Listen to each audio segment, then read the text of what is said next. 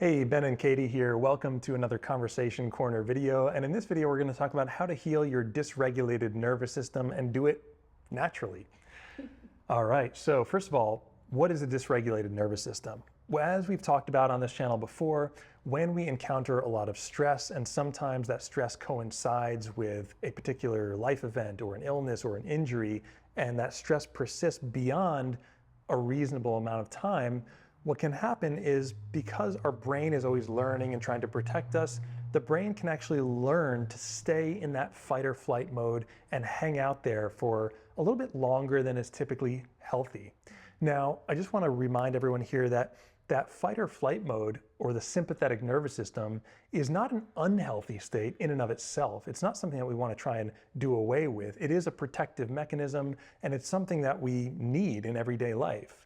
The key is that we want to be able to shift in it and then phase shift out of it and come back to that baseline of parasympathetic. So when you notice, one way you can notice that your nervous system is dysregulated is if even when you sit at rest or if you try to meditate, you find that it actually increases tension, your mind goes everywhere, maybe it increases physical tension in the body as well. That can be one strong sign that the nervous system has kind of learned to default to that sympathetic fight or flight response. Now, fortunately, the same way that your brain learns to default to that response, we can simply give it new information and naturally teach it how to re-regulate or how to be able to shift more smoothly and ultimately adapt back to parasympathetic. So, Katie, what are some of your favorite ways to heal the dysregulated nervous system? And actually, maybe we should back it up a step and talk about what does it even mean to heal a dysregulated nervous system? Yeah, so I think this is actually a really important and nuanced part of this topic, because I think a lot of people might think that healing a dysregulated nervous system means that you are then never stressed again, or you're never worried about anything again, and you're constantly just like floating through life like in your parasympathetic state. But we always want, Ben said this earlier, to reiterate that the sympathetic state and the parasympathetic state are both vital for our health and our healing. And so we want to find ourselves generally somewhere in the middle in the majority of the time. So healing your dysregulated nervous system does not mean that you're never going to experience stress again. Oftentimes, what it means is that I experience stress, I respond accordingly, right? I don't over respond, I don't under respond, but I always then come back to baseline after I respond to whatever that stressful thing was. So that's always been like my biggest takeaway, especially on my own healing journey, because there were a lot of times where I thought I wasn't healing or I wasn't getting better because I was like, well, I'm not chilled out all of the time.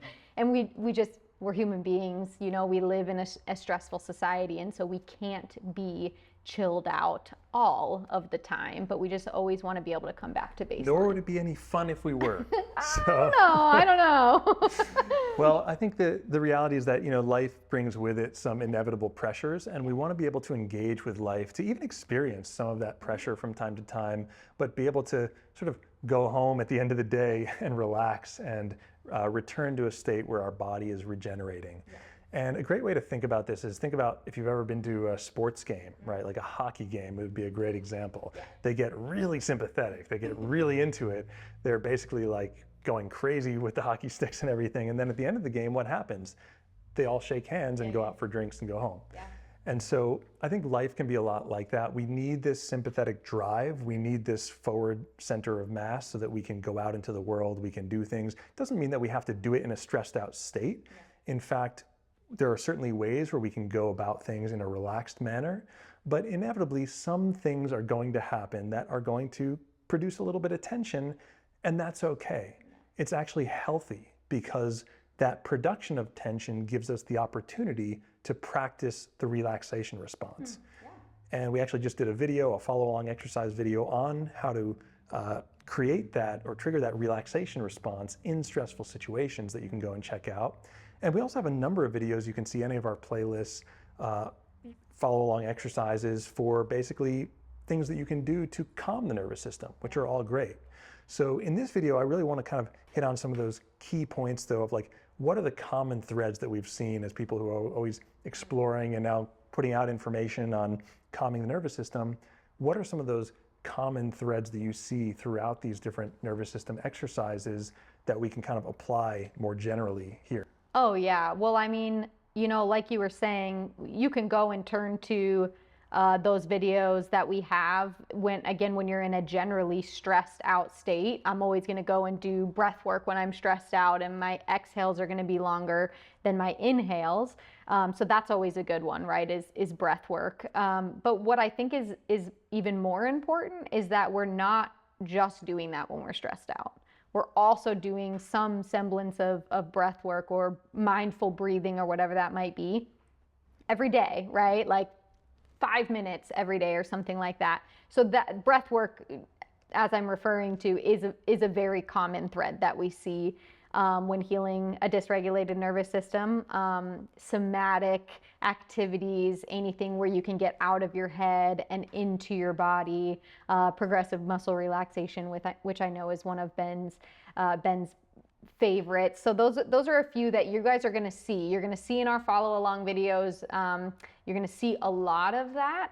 And it's important to, yes, practice those things when you're stressed out, but also just practice them on a somewhat consistent basis so that you are creating resilience in your nervous system and it knows how to return back to baseline. That's a really good point about the resilience. And that's actually, I think, one of the most promising aspects of neuroplasticity and nervous system training exercises is that they have a cumulative effect, right? Like, it seems surprising at first, but actually if you think of any exercise, going to the gym, walking, increasing the distance or duration or intensity of anything, they all have this progressive effect where we actually just get better, we get more capacity over time. And ultimately, I think when we talk about healing a dysregulated nervous system, we're talking about incorporating these different exercises. Again, we have a whole playlist on our channel. You can check out a lot of what those exercises are, all of our favorites. It's about doing them consistently, and it's about ultimately building capacity. And I think the real beauty of this is that when we have that capacity built, then it's more about maintenance. We don't want to always have to rely on or default to, a meditation or a breathing exercise. Like, it's great that we have those tools, and in a pinch we can always draw on them.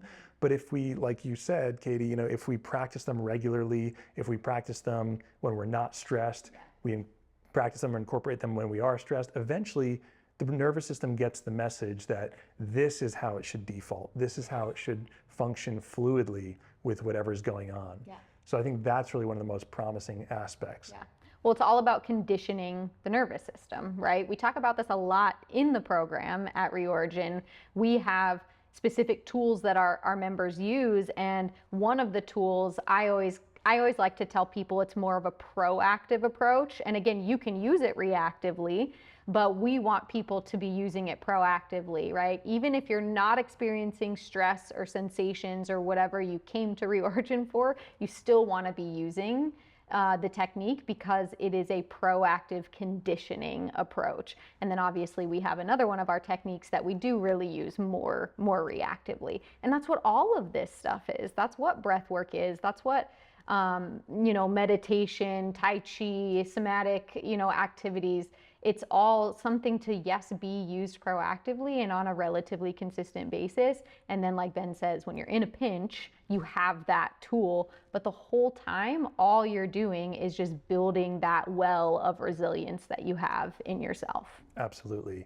And if you want to join the best gym for training your nervous system, then Reorigin is a phenomenal program, and we have members worldwide there. We're all working collectively, sharing experiences. We have a science-based program that walks you through the ins and outs of neuroplasticity, changing your own brain through self-directed means. And if you have any questions or comments, anything more you'd like to see about how to heal a dysregulated nervous system, please leave them in the comments below.